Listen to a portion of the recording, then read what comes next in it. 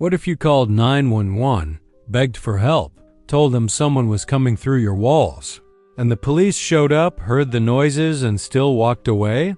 Tonight, I'm taking you back to Chicago, 1987, to a public housing project where nightmares weren't just real, they lived inside the walls. If you're new here, welcome. This channel is dedicated to the stories that haunt the people who were there, the cops, the dispatchers, the first responders. These aren't Hollywood scripts. These are real calls, real cases, real consequences. And this one? This one inspired a horror movie. But I promise you, what actually happened is far worse than anything Hollywood could ever create. So if you haven't already, hit that subscribe button and turn on notifications, because once you hear this story, you'll understand why it still keeps people up at night almost 40 years later. Now settle in, lock your doors, and whatever you do, don't look away from this one. This is the case of Ruthie Mae McCoy, and I'm about to tell you exactly what went wrong that night from the perspective of someone who was there. To understand what happened to Ruthie Mae McCoy, you first need to understand where it happened. Because this wasn't just any apartment building. This wasn't some quiet neighborhood where people left their doors unlocked. No, this was Cabrini Green. And if you've never heard that name before, let me paint you a picture. Because the building itself, the place where Ruthie lived and died, was almost like a character in this story. A monster made of concrete and neglect. And what happened inside those walls? It was inevitable. It was just a matter of time. Cabrini Green was a public housing project on Chicago's near North Side. It started with good intentions like most things that end in tragedy. Built in the 1940s and expanded through the 1960s, it was supposed to be affordable housing for working-class families, a stepping stone to something better.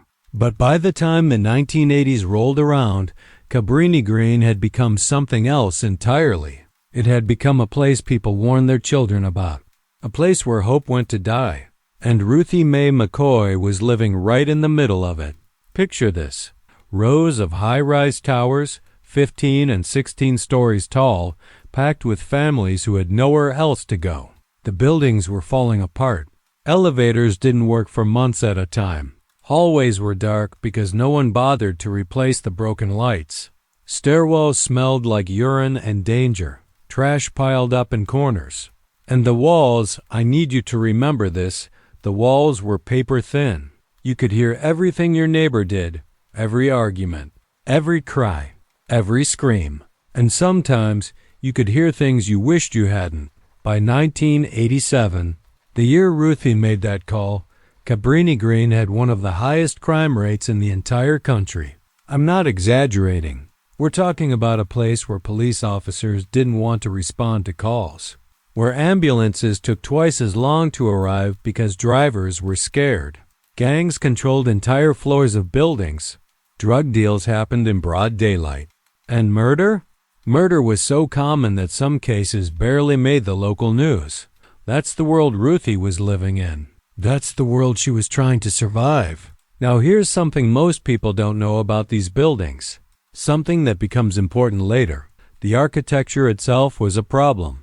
These weren't well-designed apartments. They were built fast and built cheap. The walls between units shared medicine cabinets. I'm going to say that again because it's crucial. The bathroom medicine cabinets in one apartment backed directly into the medicine cabinets of the neighboring apartment.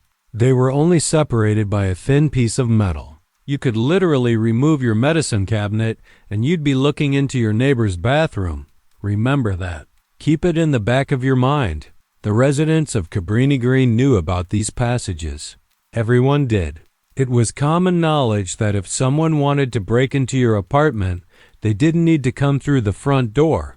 They could come through the walls, through the bathroom, through a space that was supposed to be private and safe. Imagine trying to sleep at night knowing that. Imagine hearing a noise in your bathroom at 2 in the morning and wondering, is someone coming through? That was daily life. That was normal. And nobody in power seemed to care enough to fix it. The city had essentially abandoned these people. Maintenance requests went ignored for years. Police presence was minimal and often hostile. Politicians visited during election season, made promises, and disappeared. The residents were poor. Many were black, and in 1987 Chicago, that meant they were invisible. Their complaints didn't matter. Their fears didn't matter. When they called for help, they were often dismissed as paranoid, as troublemakers, as people who couldn't be trusted. And that dismissal, that attitude, would cost Ruthie Mae McCoy her life. I want you to sit with that for a moment, because when you hear what happens next, you might be tempted to blame the individual officers who responded that night. And yes, they made mistakes, serious mistakes. But those mistakes didn't happen in a vacuum. They happened in a system that had already decided these people didn't matter. A system that trained officers to distrust the residents.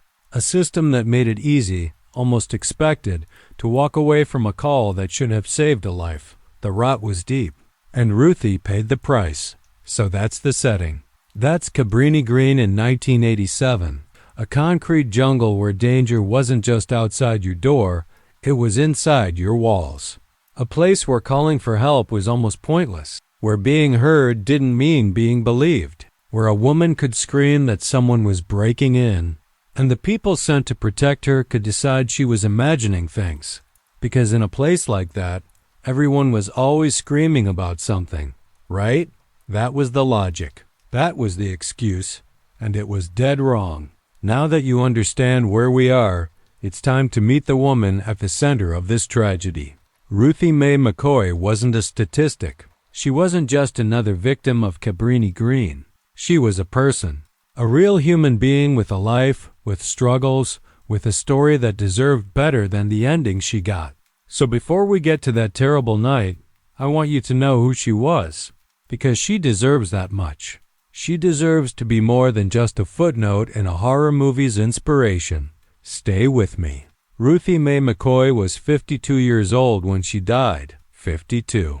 She had lived through decades of struggle, of fighting to survive in a world that didn't make it easy for people like her. She wasn't famous. She wasn't wealthy. She was just a woman trying to get by, trying to live her life in peace.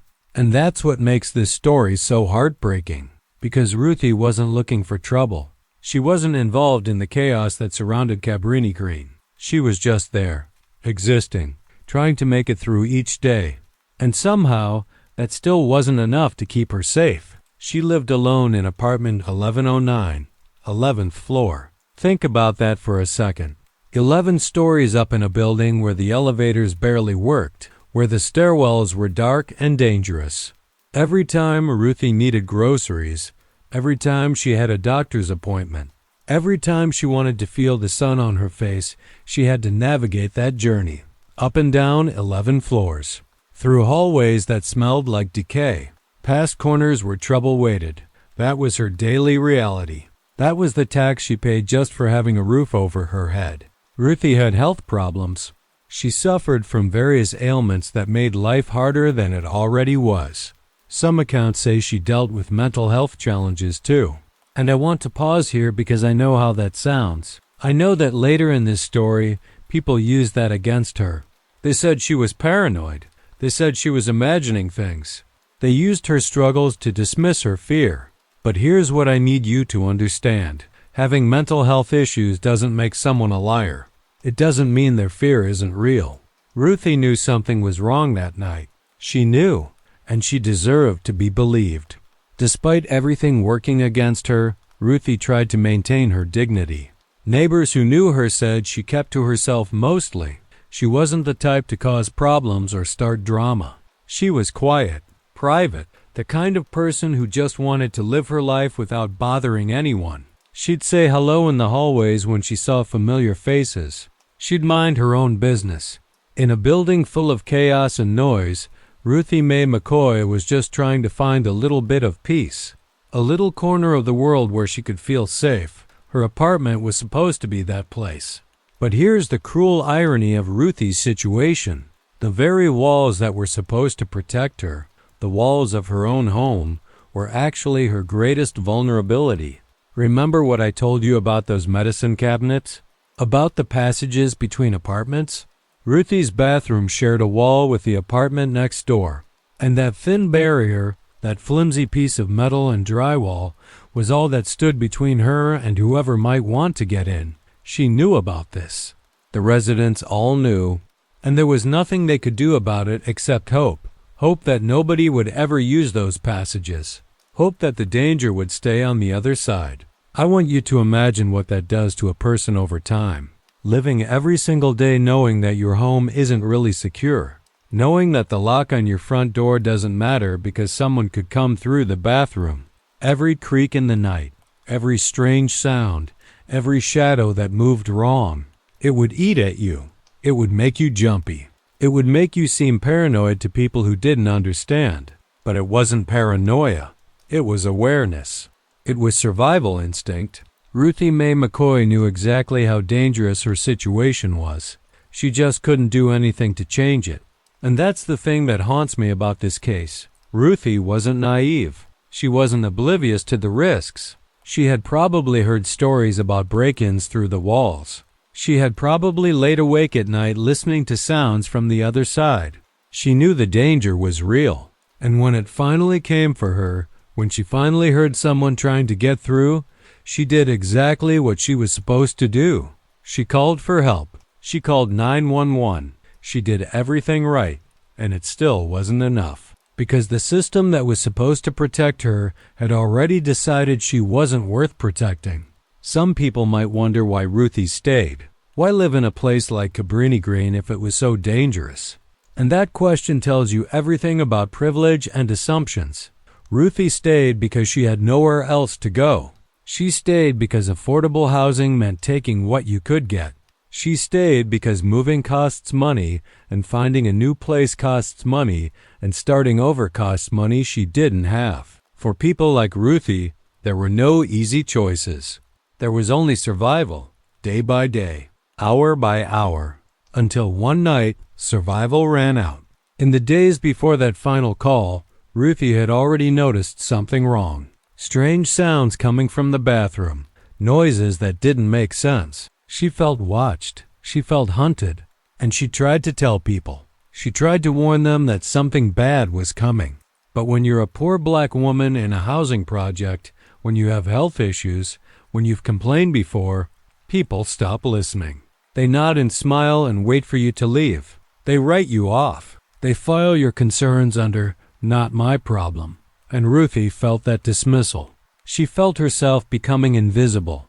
Even before she died, she was already being erased. So before we go any further, I need you to hold on to this image of Ruthie Mae McCoy, not as a victim, not as a case number, not as the inspiration for a horror movie, but as a woman, a human being who laughed and worried and hoped and feared, a person who deserved safety and dignity and a system that actually worked. Because what happened next, what I'm about to tell you, is a failure of humanity on every level. And Ruthie deserves to be remembered as more than just that failure. She deserves to be remembered as someone who mattered. Because she did. She absolutely did. Now let's talk about the night everything went wrong. It was April 22nd, 1987, a Wednesday night. I remember because Wednesdays were usually quiet, or at least as quiet as things ever got when you were working the Cabrini Green beat. Most of us on the force had learned to expect the unexpected in that area. Domestic disputes, drug deals gone wrong, gang activity, you name it, we'd seen it. But that night, when the call came through the radio, something about it felt different. I can't explain it exactly. Maybe it was the dispatcher's tone. Maybe it was the words themselves. But I got this feeling in my gut, a feeling I should have listened to. The dispatch came through around 8 or 9 in the evening. Female caller. Apartment 1109 in one of the Cabrini Green high-rises. The report was listed as a possible burglary in progress. But here's what caught my attention. The caller said someone was trying to break into her apartment through the bathroom wall. Through the wall. Now I'd heard a lot of strange calls in my years on the force. People claiming all kinds of things. But something about this one made me pause. It sounded specific. It sounded real. It sounded like someone who knew exactly what was happening to her. Not confused. Not rambling. terrified. My partner and I were assigned to respond. We got in the squad car and headed over. The drive to Cabrini Green was never pleasant, even during the day. At night, it was something else entirely. The streetlights barely worked in that area. Shadows stretched across the roads like they were reaching for you. And the buildings themselves, those massive concrete towers, they loomed over everything. Dark windows stacked on top of each other, hundreds of them. And behind each one, a family trying to survive, or something worse. You never knew what you were walking into. That was the job. That was Cabrini Green. We pulled up to the building, and I remember looking up at it, counting the floors in my head. 11. She was on the 11th floor. The elevator situation in these buildings was a known problem. Half the time they didn't work. The other half, you didn't want to use them because you never knew who might be waiting when the doors opened. So we took the stairs. 11 flights. In full gear. Flashlights out because the stairwell lights were busted. Every landing we passed, I kept my hand near my weapon. Not because I expected trouble, just because that's how you survived in that building. By the time we reached the 11th floor, I was out of breath, but alert. The hallway stretched out in front of us, dimly lit by a few flickering bulbs that hadn't been replaced in God knows how long. The smell hit you first. That mix of mildew and garbage and something else you couldn't quite identify. We made our way to apartment 1109, stood outside the door. And I remember thinking, this is it. This is where she said someone was coming through the walls. Part of me expected to hear screaming. Part of me expected chaos. But the hallway was quiet, too quiet. Just the hum of the building and our own breathing. I knocked on the door, loud, the way we're trained to do it. Chicago Police Department. Open up. We waited. Nothing at first.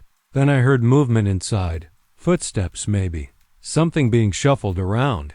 My partner gave me a look. That look that says, stay ready. I knocked again.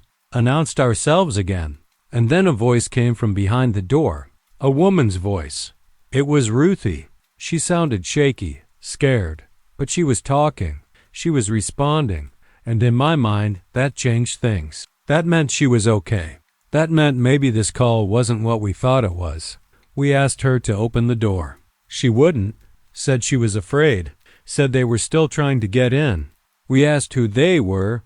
She couldn't give us a clear answer. Just kept saying they were coming through the bathroom, through the medicine cabinet. Now I'll be honest with you. At the time, that sounded strange. I knew about the cabinet situation in these buildings. I'd heard the rumors. But hearing a terrified woman talk about people coming through the walls, it sounded like something else. It sounded like maybe she wasn't well. Maybe she was seeing things that weren't there. That's what I told myself. That's how I justified what happened next. We tried to listen, pressed our ears against the door, against the walls. My partner went down the hall to check the adjacent apartment. Knocked on that door too. No answer. Nobody home, or at least nobody willing to open up. We stood there in that hallway, two cops trying to figure out what to do with a woman who wouldn't open her door and a story that didn't quite add up. The easy thing was to write it off. Disturbed caller, paranoid resident. Another Cabrini Green false alarm. We'd seen it before. We'd see it again. At least, that's what we thought. Here's where I need to be honest about the pressure we were under. Calls were stacking up that night. Dispatch was asking for updates.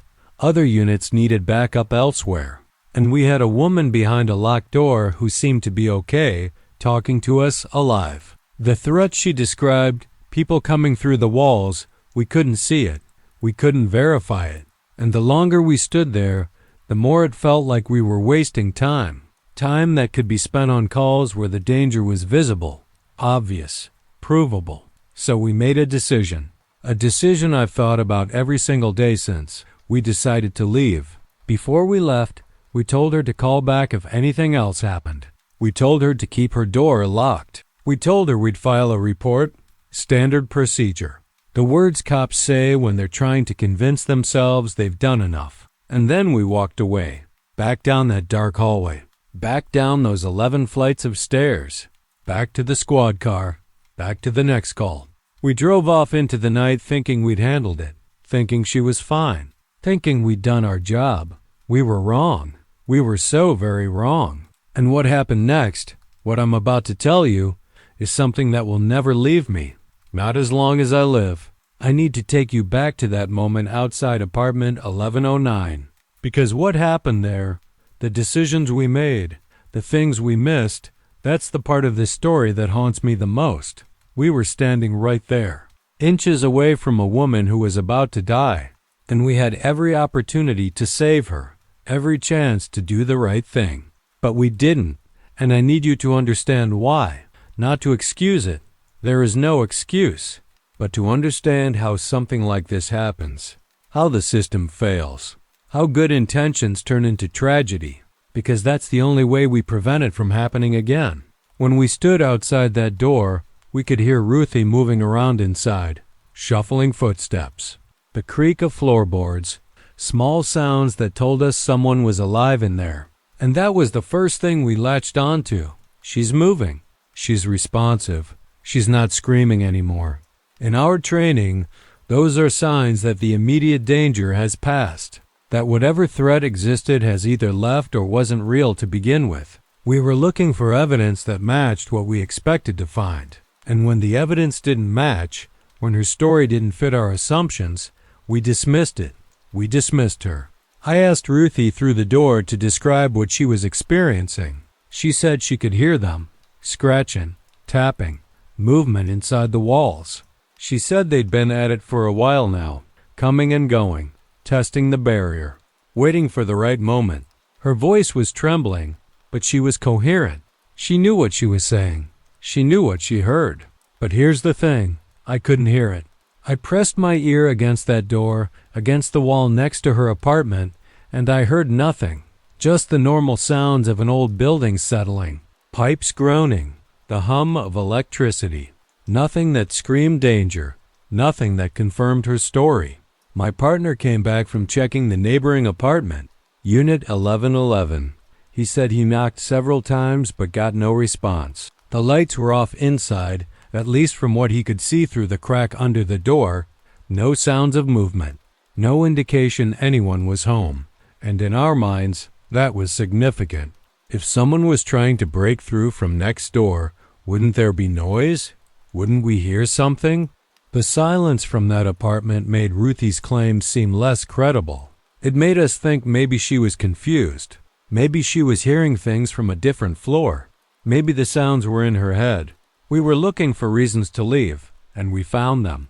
I remember my partner pulling me aside in that hallway.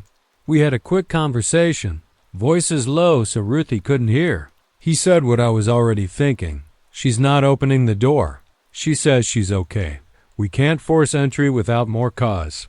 And this story about the walls, he didn't finish the sentence. He didn't have to.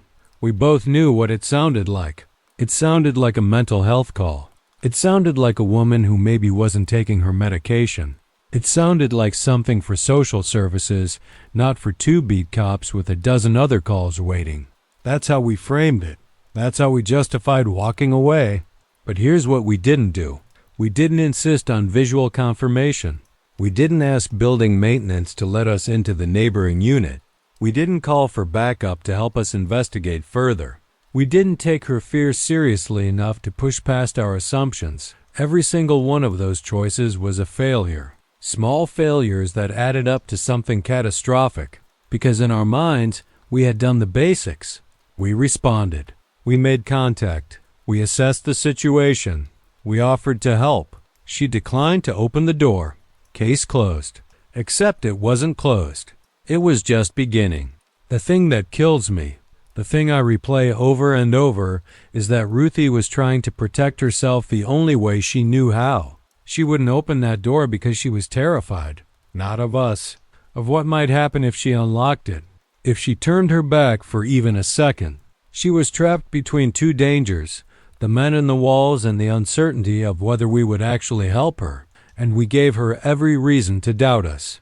Our tone, our skepticism, the way we talked about her story like it was a puzzle to solve rather than a life to save. She could hear it in our voices.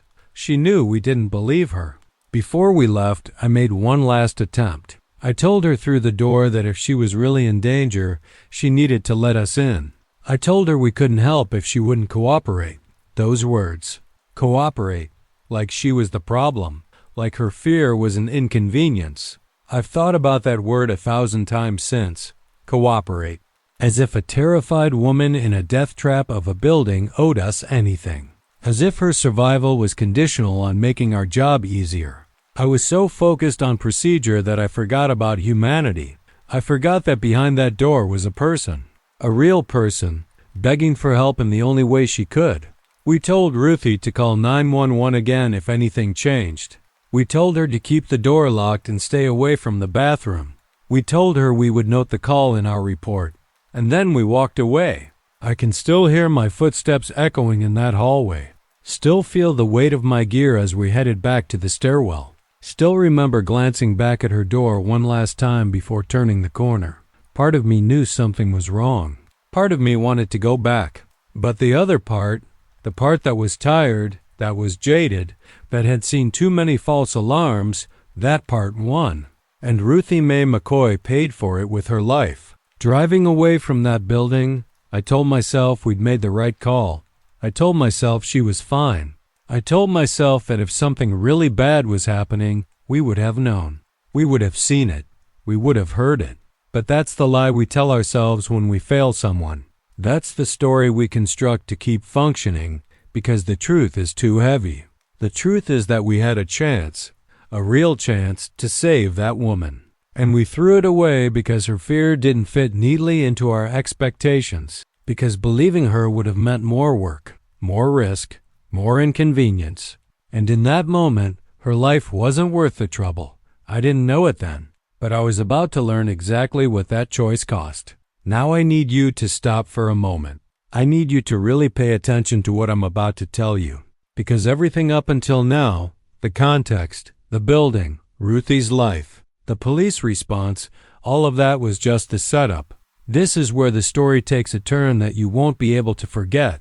This is where a woman's desperate plea for help becomes something much darker, something that should have never happened. So if you're doing something else right now, put it down.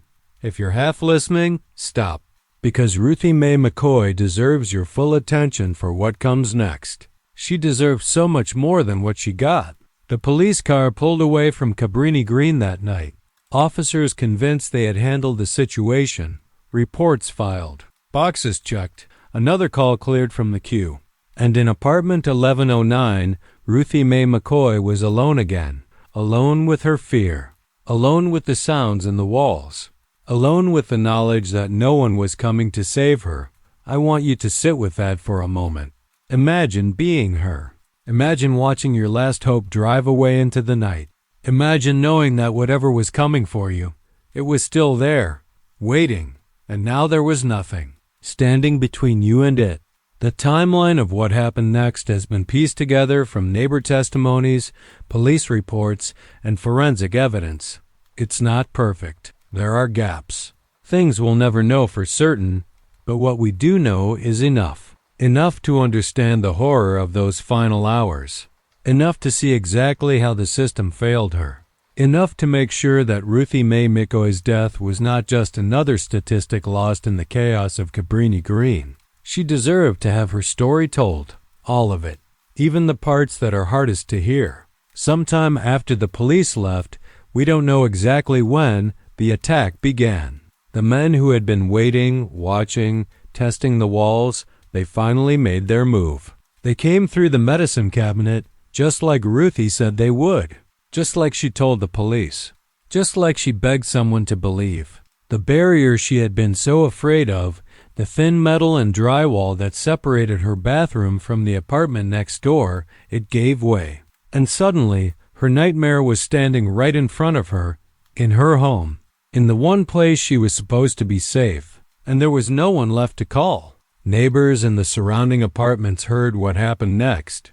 They heard screaming first, Ruthie's voice, filled with terror, echoing through those paper-thin walls. The same walls that let her hear her neighbors. The same walls that let danger seep through. They heard her begging, pleading, fighting for her life. And then they heard something else. Something that cut through the night like a verdict. Gunshots.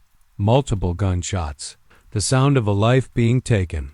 The sound of a woman who did everything right and still lost. And then silence. A silence so heavy it pressed down on that entire floor like a weight. I need to stop here and address something. Because I know what some of you might be thinking. If the neighbors heard all of this, the screaming, the gunshots, why didn't they call the police? Why didn't someone intervene? And the answer to that question tells you everything about what life was like in Cabrini Green. People had learned not to get involved. They had learned that calling the police often made things worse. They had learned that snitches faced consequences. They had learned that the system wouldn't protect them any more than it protected Ruthie. So they stayed behind their locked doors. They covered their ears. They prayed it wouldn't be them next. That was survival in Cabrini Green. That was the cost of living in a place the world had abandoned. After the gunshots, there was nothing. No more screaming. No more sounds of struggle. Just the building settling back into its usual rhythm of creaks and groans. The men who killed Ruthie, they disappeared back through the walls, back into the darkness they came from. Like ghosts. Like the monsters in the stories children tell each other. Except these monsters were real. They had names. They had faces. They lived just on the other side of a medicine cabinet. And they had just gotten away with murder. Because in Cabrini Green, in 1987, getting away with murder wasn't hard. You just had to pick the right victim. Someone no one would miss.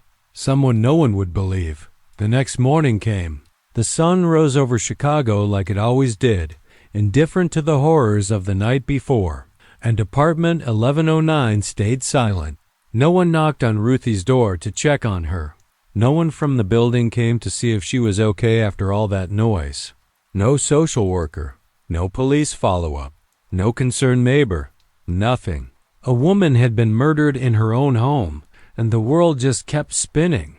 Hours turned into a full day. One day turned into two, and still no one came. Ruthie Mae McCoy lay dead in her apartment while life continued around her like she had never existed. Think about that. Really think about it. For days, a woman's body lay in that apartment. A woman who had called for help. A woman who had spoken to police officers. A woman whose murder was heard by multiple people. And no one checked. No one followed up on the 911 call. No one wondered why the woman who had been so terrified was suddenly so quiet. The system didn't just fail Ruthie in her final moments. It failed her in death too. She was invisible in life, and she was invisible in death. Just another forgotten resident of a forgotten building in a city that had better things to worry about. It wasn't until days later that someone finally decided to check on Ruthie Mae McCoy. The circumstances of how she was found vary depending on the account.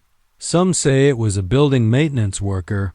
Others say it was a concerned neighbor who finally got worried enough to act. But what they found when that door finally opened, what was waiting inside? Apartment 1109, that's something that would change everything. That's something that would force the world to pay attention, even if only for a moment. And that's what I'm going to tell you about next, because the horror of Ruthie's death was only half the story. The discovery of how she died and how she could have been saved, that's the part that turned this tragedy into a cautionary tale, one that we're still learning from almost 40 years later.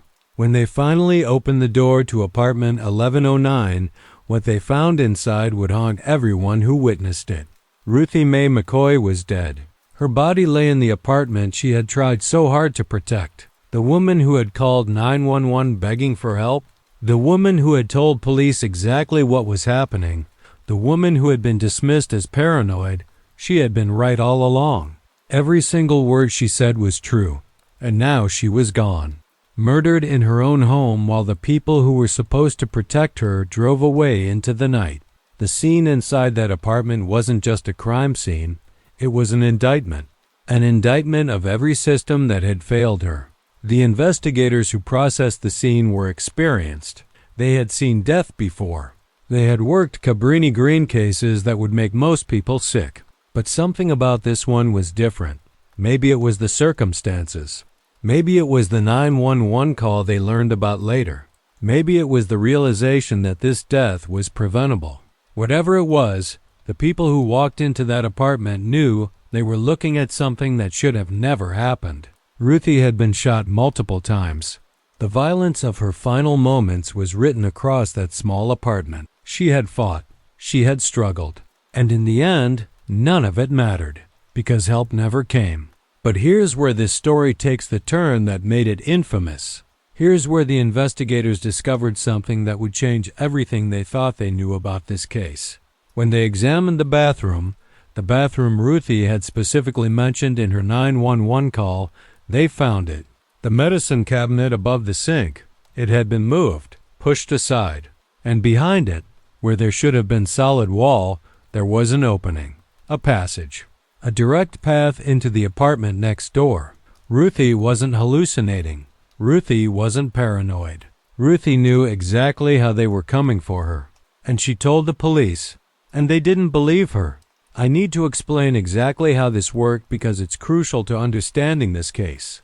The buildings in Cabrini Green were constructed cheaply and quickly. To save money and space, the architects designed the bathrooms of adjacent apartments to share a common wall. The medicine cabinets in each unit were installed back to back, separated only by a thin piece of sheet metal. This was supposed to be a cost-saving measure. It became a death sentence, because anyone with basic tools, or even just enough strength, could remove their medicine cabinet, punch through that flimsy barrier, and climb directly into their neighbor's apartment. No breaking down doors, no picking locks. Just straight through the wall. The investigators measured the opening. It was large enough for a grown man to fit through. The medicine cabinet on Ruthie's side had been pushed inward, the mirror cracked and hanging at an angle. Scratch marks surrounded the frame where someone had pried it loose from the inside. This wasn't a quick break-in. This was methodical, planned. The killers had taken their time. They knew exactly what they were doing. They had probably done it before. And in a building where complaints were ignored and maintenance was non-existent, they knew they could get away with it. The architecture that was supposed to house families had been turned into a predator's playground. Think about what this means. Think about what Ruthie experienced. She heard them working on that wall for who knows how long, scratching, prying, testing. She knew they were coming. She could hear them getting closer. And when she called 911, when she told the dispatcher that people were trying to break in through her bathroom wall, she wasn't confused. She was giving precise, accurate information about an active threat. She was describing exactly what was happening in real time. And the system, the dispatchers, the police, everyone involved, they filtered that information through their own assumptions. They heard through the walls and thought crazy. They should have heard through the walls and thought Cabrini Green. The forensic evidence painted a clear picture of Ruthie's final moments. The killers came through the bathroom passage sometime after the police left. Ruthie was in the apartment, probably still shaken from the earlier ordeal, probably still hoping the police might come back. When the intruders emerged from her bathroom, she had nowhere to go.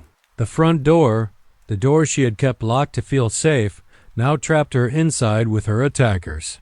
She tried to fight. Evidence suggested there was a struggle. But against multiple attackers, in a small apartment, with no weapon and no help coming, she didn't stand a chance. The gunshots the neighbors heard were the end. Quick, brutal, final. The investigation into the neighboring apartment, Unit 1111, the one the police had knocked on that night, revealed even more disturbing details. The medicine cabinet on that side had been completely removed. The opening in the wall had been used before. This wasn't a crime of opportunity. This was a hunting ground. The occupants of that apartment, or people with access to it, had created a private entrance into Ruthie's home. They could come and go as they pleased. They could watch. They could wait. They could listen through those thin walls for the perfect moment. And on the night of April 22nd, 1987, the perfect moment came when two police officers decided a terrified woman's story didn't add up. Two men were eventually arrested and charged with Ruthie Mae McCoy's murder. Their names were Miles Davis and Robin Gecht. And no, Not the famous musician, just a tragic coincidence of names. They lived in the building. They knew about the passages. They had allegedly used this method before to burglarize apartments and terrorize residents.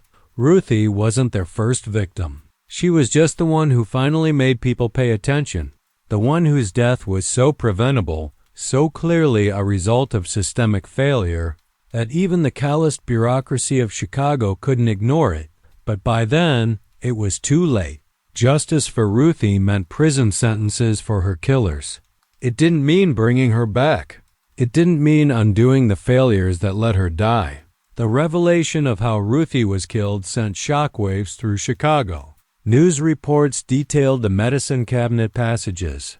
Investigators discovered that this vulnerability existed in buildings throughout Cabrini Green and similar housing projects across the city. Residents who had been dismissed as paranoid for years were suddenly validated. They had known about these dangers all along. They had complained. They had begged for repairs, for security, for someone to listen. And just like Ruthie, they had been ignored. Her death became a symbol of everything wrong with public housing in America. Everything wrong with how we treat the poor, the vulnerable, the forgotten. But symbols don't bring people back. And Ruthie Mae McCoy was still gone, murdered in her own home, failed by everyone who should have protected her, and remembered now, decades later, as a cautionary tale about what happens when we stop listening. I've been telling you this story from the perspective of someone who was there that night, someone who knocked on Ruthie's door and walked away. But the truth is, this isn't just one officer's failure. It's not even just the Chicago Police Department's failure. What happened to Ruthie Mae McCoy was the result of systems breaking down at every single level. Housing authorities who let buildings rot, city officials who ignored complaints, a society that decided poor black communities weren't worth protecting. The officers who responded that night made a terrible decision, but that decision was shaped by decades of neglect, prejudice, and institutional indifference.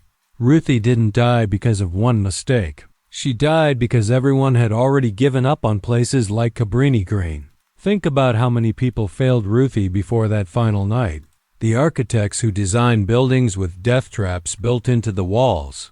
The construction crews who cut corners to save money. The housing authority that never fixed the vulnerabilities residents complained about for years. The maintenance workers who ignored repair requests. The city officials who defunded services to these communities. The police department that trained officers to distrust the people they were supposed to protect. Every single one of those failures stacked on top of each other like bricks in a wall. And when Ruthie called for help, that wall was already too high to climb. She never had a chance. The system made sure of that. The aftermath of Ruthie's death brought temporary attention to the horrors of Cabrini Green. News cameras showed up. Politicians made statements. There were investigations and reports and promises of reform. For a brief moment, the world pretended to care about the people living in those towers.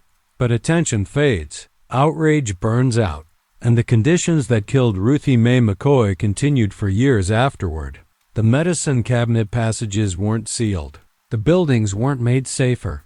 Residents kept living in fear, kept calling for help, kept being ignored. Because fixing the problem would have cost money, and the people in charge had decided long ago that these lives weren't worth the investment. Cabrini Green was eventually demolished. The last towers came down in 2011, more than 2 decades after Ruthie's murder. The land where those buildings stood is now home to expensive townhouses and mixed-income developments. The neighborhood has been transformed beyond recognition, and if you walk those streets today, you'd never know what happened there. You'd never know about the families who struggled to survive in those towers. You'd never know about Ruthie Mae McCoy and the countless others who suffered and died because society looked the other way. The buildings are gone, but the systemic failures that created them, poverty, racism, neglect, those are still with us. Different addresses. Same story. But here's the strange twist in Ruthie's legacy. Her death, her suffering, her story, it didn't disappear into the archives of forgotten crimes. Instead, It found its way into popular culture in a way no one could have predicted. In 1992, 5 years after Ruthie was murdered, a horror movie was released. A movie set in Cabrini Green. A movie about a supernatural killer who came through bathroom mirrors to murder his victims. That movie was called Candyman. And while the filmmakers never officially confirmed it, the parallels to Ruthie's case are impossible to ignore. The setting, the mirrors, the walls, the ignored warnings. Ruthie Mae McCoy's real-life nightmare became the foundation for a horror franchise. I have complicated feelings about this. On one hand, Candyman introduced millions of people to the reality of places like Cabrini Green. It showed audiences the decay, the poverty, the fear that residents lived with every day. The movie didn't shy away from the social commentary. It forced viewers to confront uncomfortable truths about race and class in America. In that sense, Ruthie's story reached people it never would have reached otherwise. Her death, transformed into fiction, became a mirror, pun intended, reflecting society's failures back at itself. There's something powerful in that, something that keeps her memory alive in a strange, twisted way. But on the other hand, there's something deeply uncomfortable about a real woman's murder becoming entertainment. Ruthie Mae McCoy wasn't a character. She wasn't a plot device. She was a human being who suffered and died in terror while the people who should have helped her walked away. When we watch Candyman and feel that thrill of fear, we're experiencing a sanitized version of something that actually happened, something that destroyed a real life. I don't think we should stop watching the movie or pretend it doesn't exist. But I think we owe it to Ruthie to remember the truth behind the fiction, to say her name, to acknowledge that before there was a Candyman, there was a woman who called for help and was ignored. So what do we take from all of this? What's the lesson of Ruthie Mae McCoy's life and death? I think it's simple, and I think it's something we need to hear over and over until it finally sinks in. Believe people when they tell you they're in danger, especially when those people are poor, especially when they're black, especially when they're women, especially when they're elderly or sick or vulnerable in any way. The people society dismisses most easily are often the people who need help most desperately. Ruthie told the truth. She described exactly what was happening. And because of who she was and where she lived, no one took her seriously. That cost her everything. And it's a mistake we keep making again and again in different ways to different people every single day.